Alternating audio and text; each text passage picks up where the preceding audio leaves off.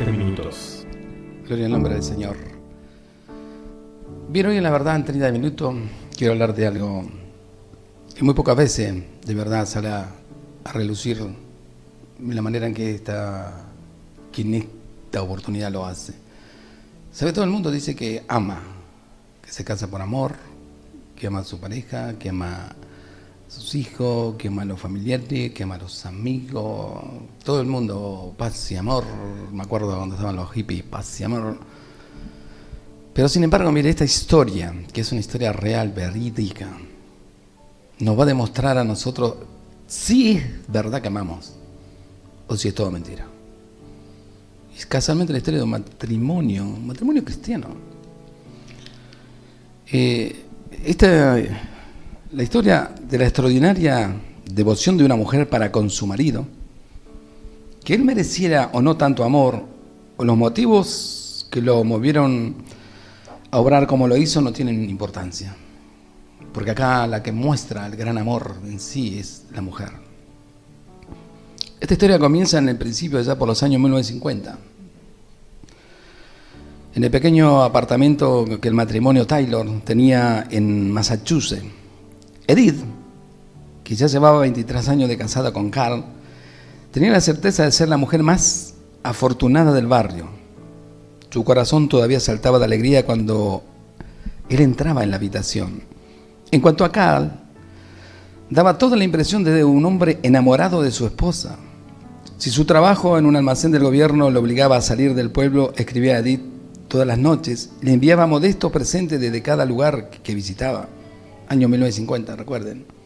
Existía el correo nada más, otro medio de comunicación. Sí, el que tenía dinero tenía teléfono. En febrero de aquel año, Carl fue enviado a Okinawa para que se hiciera cargo durante varios meses de un nuevo almacén gubernamental, porque él trabajaba para el gobierno. Era mucho más tiempo el que tenía que estar ausente y tan lejos. Esta vez no llegarían regalos, pero Edith comprendía. Carl estaba guardando el dinero para comprar la casa que desde mucho tiempo atrás soñaba poseer algún día. Carl y Edith se conocieron en una congregación en aquel lugar de Massachusetts. Se relacionaron, se enamoraron y se casaron. Ellos vivían felices. Eran un matrimonio feliz. Cooperaban con las personas, ayudaban a los necesitados. A Edith le encantaba cooperar con los niños. Eran parte activa de todo lo que era esa ayuda en forma particular hacia las demás personas. Edith trabajaba en una editorial de un diario famoso en aquel lugar y Carl trabajaba para el gobierno de los Estados Unidos. Pasaba lentamente los meses de soledad, dice. Cada vez que Edith esperaba el regreso de Carl, le escribía él que debía permanecer allá 3 semanas más, un mes más, solamente 2 últimos meses. Se había transcurrido un año y su carta era menos frecuente cada vez. La falta de regalo era comprensible, pero no gastarse unas cuantas monedas en un sello de correo. Luego, tras varias semanas de silencio, llegó una carta. Querida Edith, dice, quisiera que hubiera una forma o una manera menos dolorosa de decírtelo, pero nuestro matrimonio ha terminado. Qué bárbaro de Carl, ¿no? Edith se dirigió al sofá y se dejó caer en él. Carl había obtenido un divorcio por correspondencia y se había casado con Aiko, una criada japonesa de 19 años asignada a la residencia del personal del almacén en la cual él estaba. Edith tenía entonces 48 años. Si estuviera inventando este relato, la esposa abandonada objetaría ante los tribunales aquel divorcio ilegal. Edith cobraría odio a su marido y a la rival y se propondría vengarse al ver destrozado su vida, pero me limito a describir lo que sucedió. Edith no le cobró odio a Carl. Tal vez, como lo había querido durante tantos años, le era imposible ya dejar de hacerlo.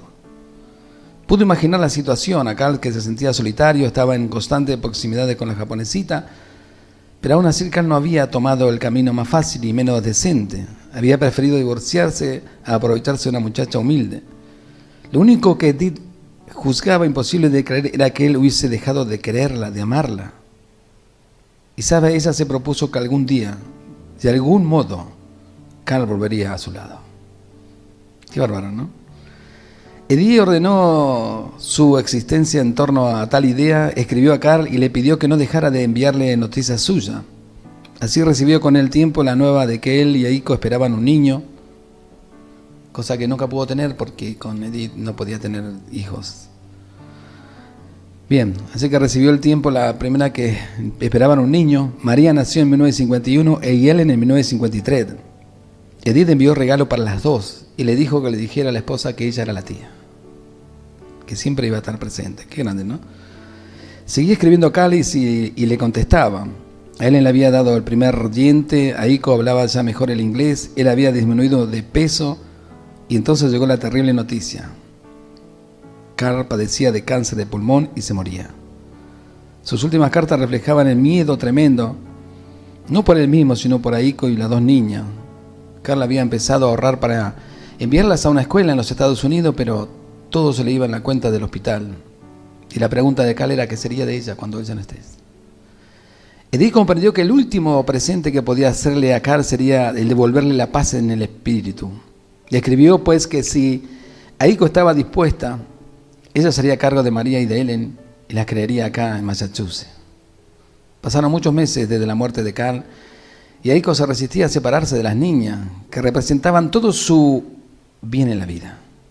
Pero ¿qué podía ofrecerle ella salvo la pobreza, la servidumbre y la desesperanza?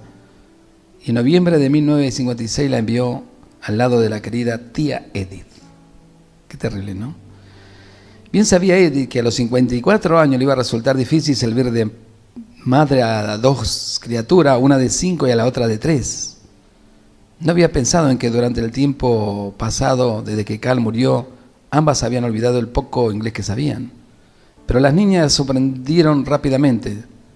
Se miraban, perdió el temor inicial, sus caricias se rodearon y Edith por primera vez en 6 años se apresuraba a volver al trabajo rapidísimo a casa hasta prepararle la comida. Le resultaba un nuevo motivo de alegría que Edith nunca había tenido, pero que siempre había soñado: tener hijos. Y ahora tenía 2.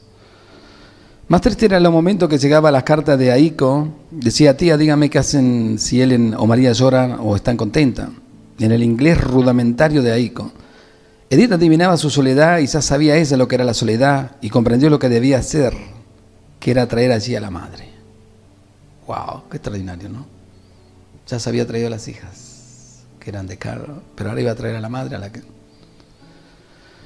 Así que decidió, pero Aiko era ciudadana japonesa y el hacerla venir sería un poco de varios años.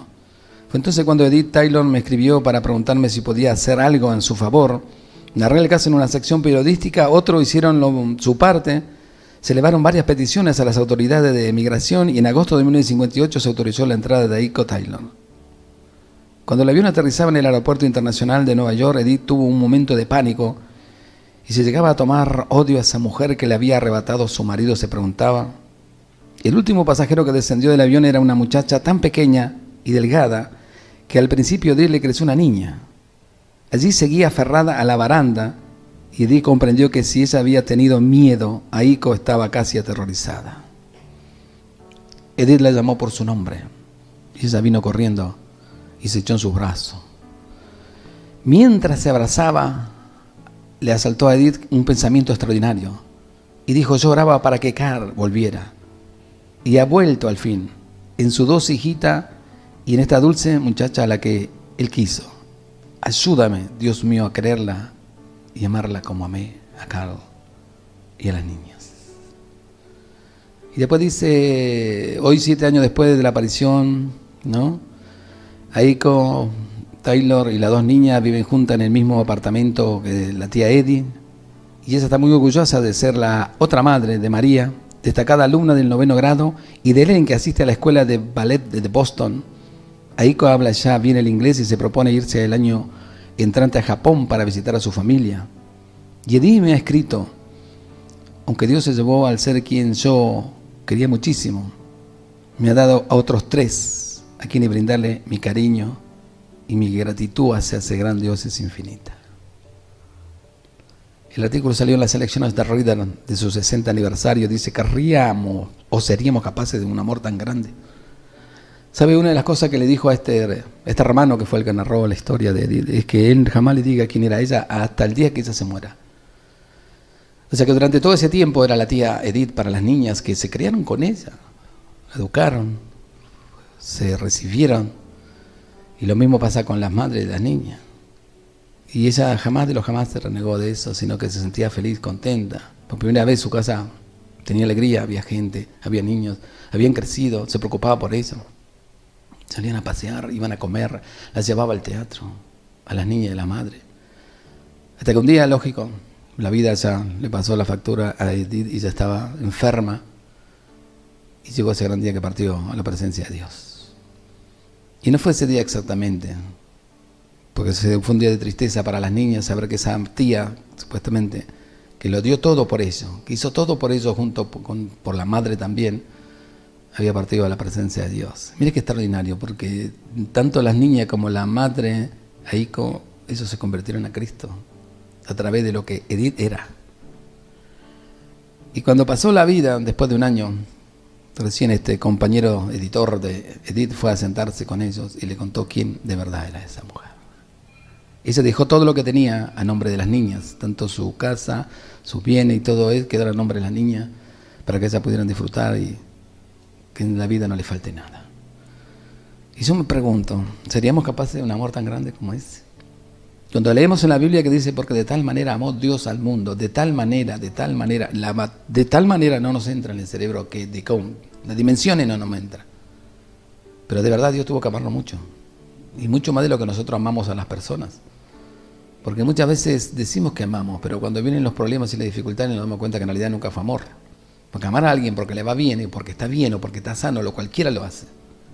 O amar a alguien en las circunstancias de los 23 años de felicidad que tuvieron, cualquiera. Pero después, cuando la adversidad vino a la vida de Edith, ella siguió amando a Carl.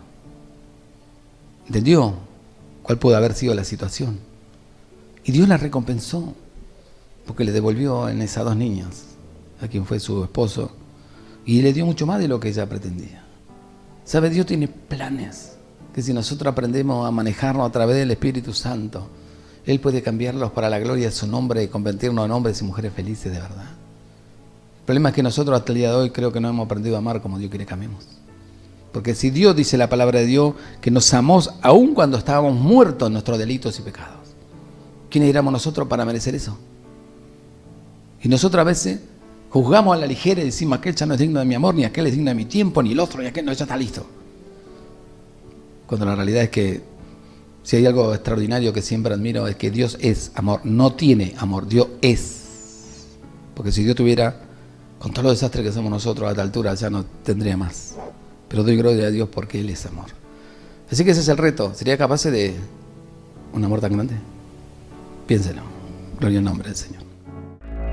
Muchas gracias.